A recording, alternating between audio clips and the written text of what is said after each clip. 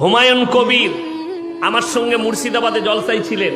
তিনি এলান করেছেন মুর্শিদাবাদে বাবরি মসজিদ তৈরি করব। আমি বলেছি আমিও টাকা দেবো ইনশাআল্লাহ। আর আমি আপনাদেরকে বলে যাচ্ছি, আল্লাহ যদি চাই পশ্চিম বাংলার প্রত্যেকটা জেলায় একটা করে আমরা বাবরি মসজিদ করবো। জোরে বলুন ইনশাআল্লাহ। তোমরা রুকো কিভাবে কটা মসজিদ ভাঙবে? আমাদের বাপের জায়গায় করবে। এই যে মসজিদ, জায়গাটা কার? কথা বলে না, মোদিজির। আরে আমাদের বাপ দাদারা টাকা কে দিলে?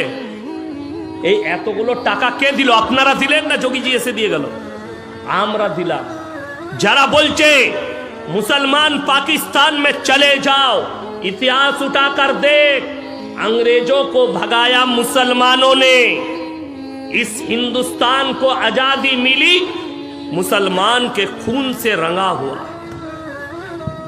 আমাদের রক্ত দিয়ে। আপনারা ইতিহাস জানেন না, মুছে দেওয়া হয়েছে। চেপে রাখা ইতিহাস চেপে দেওয়া হয়েছে।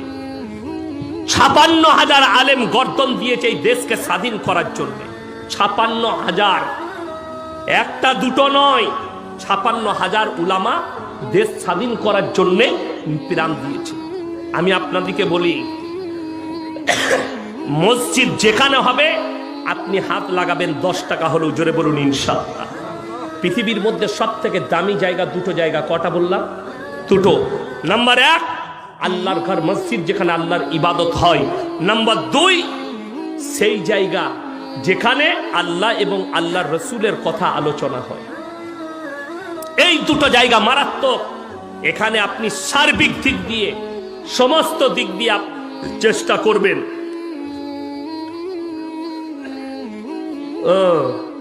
আমি আজকে মোবাইলে দেখছিলাম, মালদা জেলায় বলছে কুকুরের বিরিয়ানি খাওয়াচ্ছে। মোবাইলে দেখলাম একটা পাড়ায় বলছে কুকুর কমে যাচ্ছে আর বিরিয়ানি সস্তা। আমার অনেক দিন আগেকার জলসা আছে।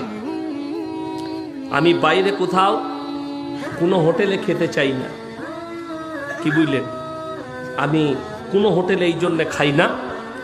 রুটি খাবেন, যেমন ট্রেনে আমি সফর করলে মুড়ি ছোলা ভিজিয়ে নিয়ে যাই, চানাচুর নিয়ে যাই, মুড়ি মাখিয়ে খাই, চা কিনে খাই, যেটা ন্যাচারালি। বাকি আমি ট্রেনের খাবার খেতে চাই না। কেন? কি যে গোলমাল আল্লাহ ছাড়া কেউ জানে না। এই কুকুরের বিরিয়ানি শুধু আজকে মালদায় নয়, কলকাতায় ধরা পড়েছিল। ভাগাড়ের মুরগি কুড়ি নিয়ে এসে বিরিয়ানি করে বিক্রি করছে, ধরা পড়েছিল, জেলেও গেছে। কিন্তু ব্যাপার কি জানেন? যে দেশে ধর্ষণ